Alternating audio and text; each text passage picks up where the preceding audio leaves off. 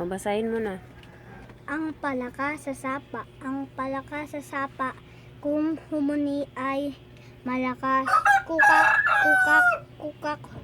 Huni nitong wagas. Isang araw si Pipo ay gumawi sa sapa upang humuli ng mga palaka. Palaka. Doon kaniyang na bulabog. Mabilis naglundagan sa sapa at sa tubig ang lumubog. Kawawang si Pipo umuwing lugo-lugo. Ano ang nasa sapa? Palaka.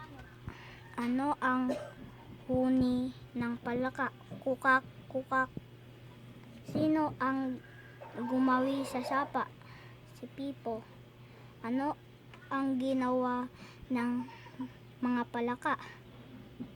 Mabilis naglundagan sa sapa at sa tubig ay lumubog.